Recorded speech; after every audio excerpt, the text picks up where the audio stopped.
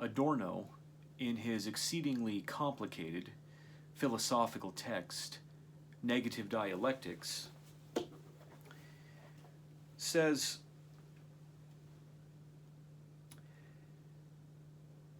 non-identity is the secret telos of identification. It is the part that can be salvaged. The mistake in traditional thinking is that identity is taken for the goal.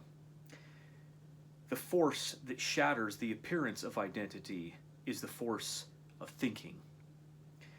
The use of it undermines the form of the appearance, which remains inalienable just the same.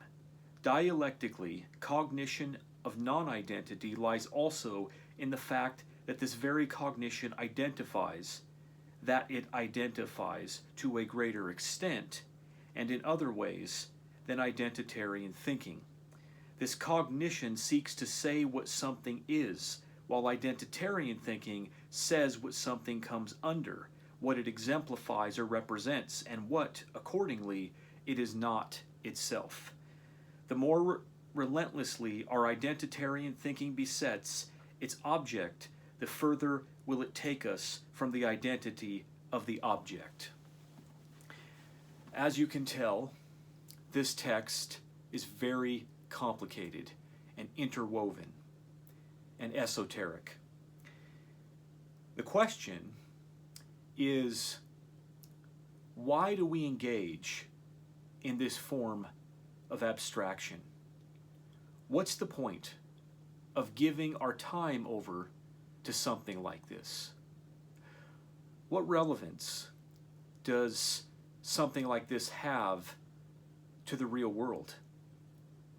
The whole point of thinking, the whole point of engaging in abstraction is ultimately to obtain to the concretion of intelligence.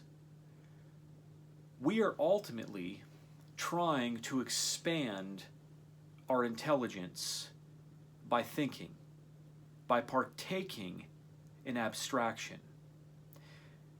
But we are not merely trying to increase our intelligence by partaking in abstraction.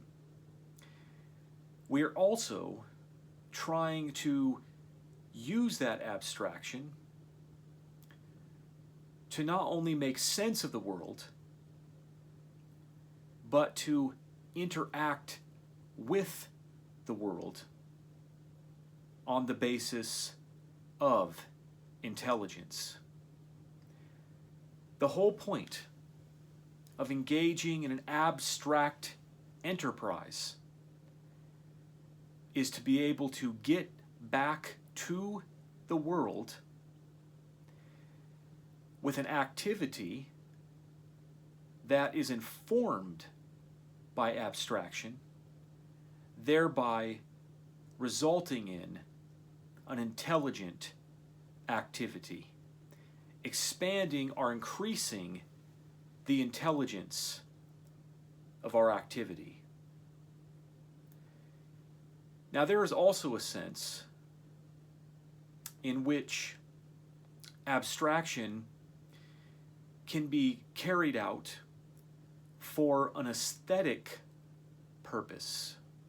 That is to say, an amusement capacity, an amusement activity for the individual, to distract the individual, to occupy the individual's time.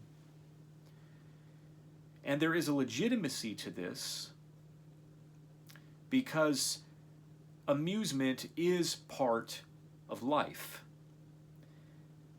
It runs a danger against life whenever amusement begins to shatter the potential of life or destroy its cultivation of intelligence. But the question that really concerns me is the question of the purpose of abstraction. Because the truth is, a great deal of abstraction is irrelevant and valueless, which is to say, it does not have an application toward existence apart from a form of intellectual hedonism.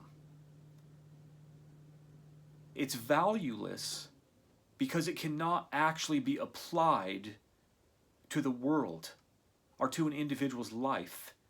One is merely going down a path of amusement in pursuing certain forms of abstraction. Now, abstraction is necessary because it emancipates the primate from his impulse structure. This is crucial. One of the most important experiments that was ever conducted with chimpanzees was an experiment where they were offered either one piece of candy in a bowl or 10 pieces of candy in a bowl. And every time they reached for the 10, they would only get one. But if they reached for one, they would get 10. And time again, they put these bowls before the chimpanzee, and the chimpanzee would reach for the 10 pieces of candy, because the chimpanzee could not control its impulse structure. And so they taught the chimpanzee symbols. And when they taught the chimpanzee symbols, and they used the symbols instead of the bowls, the chimpanzee was able to choose the right symbol every time in order to obtain 10 pieces of candy. What is the conclusion of this experiment? It demonstrates that symbolic structures have the power to emancipate primates from their impulse structure. And I believe to a very high degree that this is the substance in which human intelligence exists. It's the vital and crucial substance to be emancipated from one's impulse structure. But this gets very subtle because the impulse structure gets very subtle and it gets subconscious.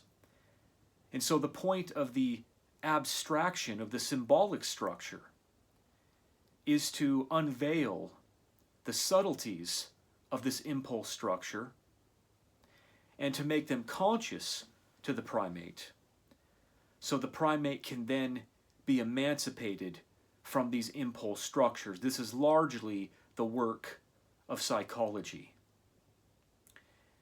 And the most important project for the primate, I believe, is for the primate to seek to get beyond his or her psychology.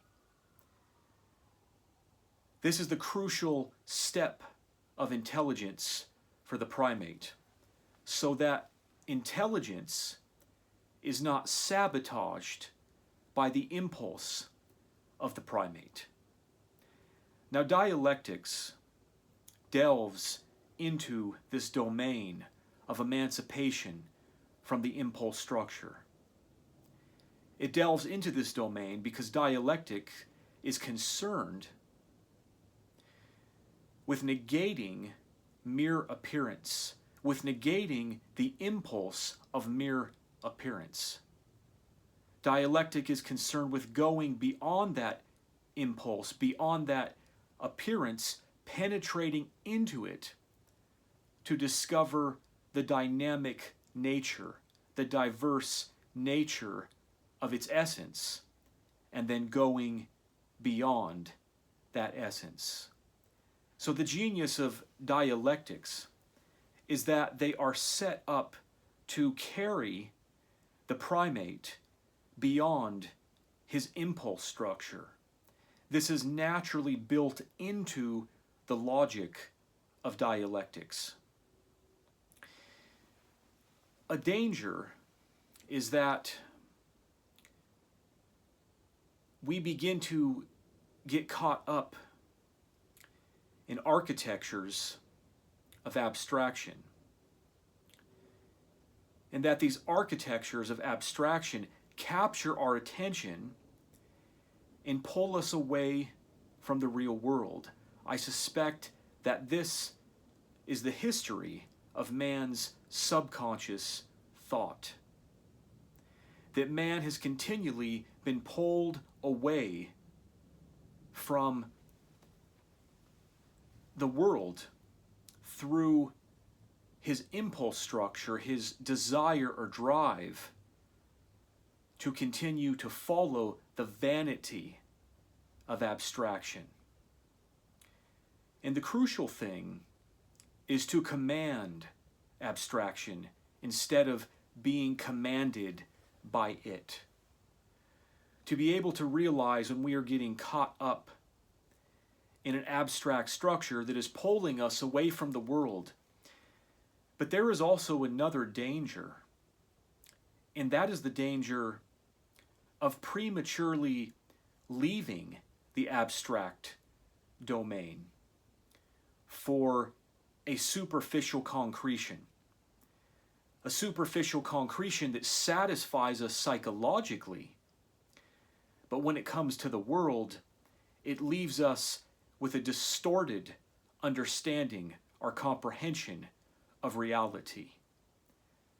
Perhaps the greater danger is in leaving abstraction, biting down onto something that we think is concrete, a dogmatism, and then projecting that dogmatism onto the world, and then running with that dogmatism into the world, and then imposing that dogmatism on the world. And yet, it is an underdeveloped form of abstraction, so now it begins to operate as a tyranny. This is the nature of identity. So there are dangers in getting caught up in the architecture of abstraction to the point where we leave the world and find ourselves caught up in semantics that have no way of making themselves back to the world. And then there is the danger of prematurely leaving the abstract world to make contact with the concrete world, but we essentially bring back an ideological, an idealistic tyranny.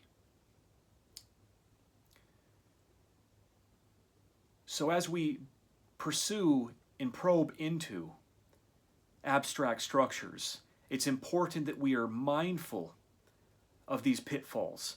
Dialectic understands it from both sides, that it's a danger to get lost in the architecture of abstraction, and it's a danger to prematurely leave this architecture.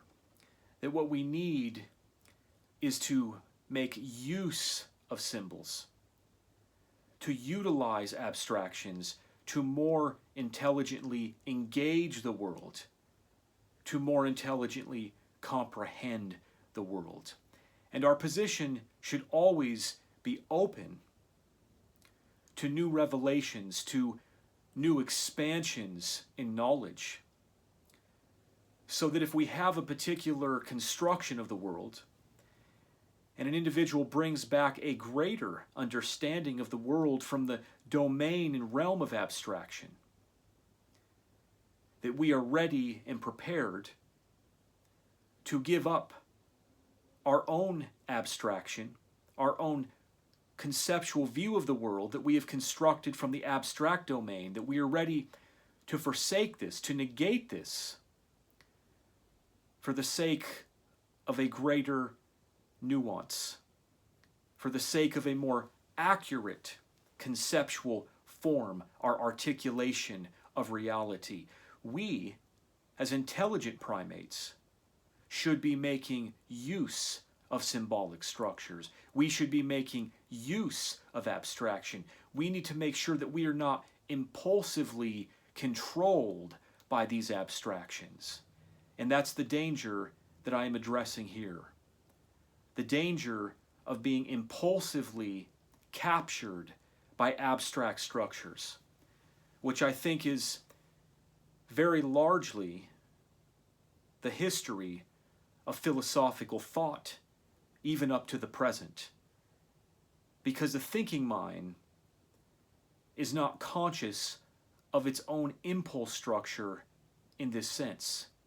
It is lacking a metacritique of its own thought, or we might even say a subconscious psychological critique of its own thought. So it's important for us, when entering into the domain of thought, to try to remember our objective in entering into the domain of thought. We are trying to expand our intelligence as conscious primates. We are trying to bring this intelligence, bring an intelligence into the world to better order the world with higher levels of rationality and with higher levels of civility.